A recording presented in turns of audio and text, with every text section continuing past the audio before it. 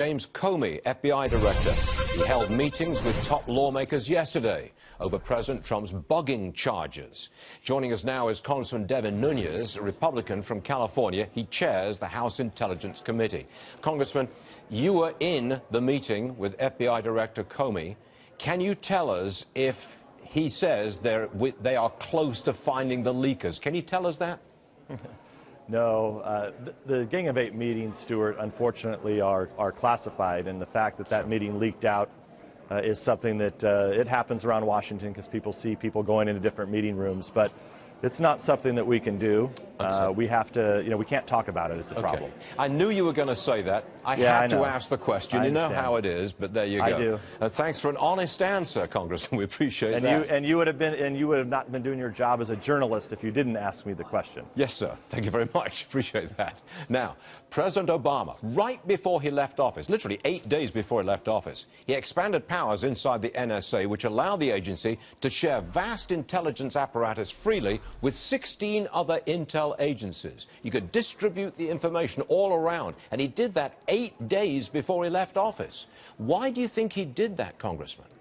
Well, the timing does look suspicious. Now, just to calm people down, this was something that we worked on for about 2 years, and so we were kept in the loop on this. As of right now, the way we understand it, this did not have anything to do with FISA collection. Now, why is FISA collection important? Because this is how General Flynn, we assume he was recorded under a FISA warrant. So this only involves what's called 12333, not to get in the weeds on this. But believe me, the timing looks suspicious.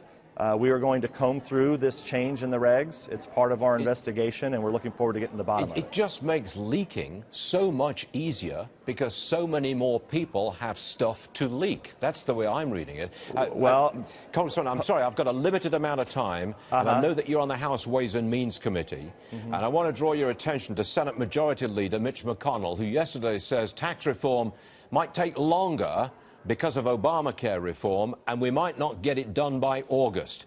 You write the tax code on the House Ways and Means Committee. What do you make of Senator McConnell's statement there? Because it's got the market worried. Yeah, well, look, the tax reform is hard, and part of the reason why I want to come on your show and go on as many shows as I can to talk about tax reform is because we're trying to fundamentally blow up the tax code. Yeah. We're trying to simplify it. We're trying to go to a cash flow system. And now, as you know, one of the big question marks is that people have is they don't understand border adjustment. They don't understand why it's necessary. You have a lot of companies who are raising opposition to it. And one of the things that I would throw out there is that we're going back to these companies who claim that border adjustment is the end of the world. It is possible for us to draw it up differently, but that would be to have a border tax that would not have that you wouldn't have the border tax, but you'd pay a 40% rate. And I don't think paying a 40% rate is going to do this economy any good. So are you therefore not in favor of the border tax?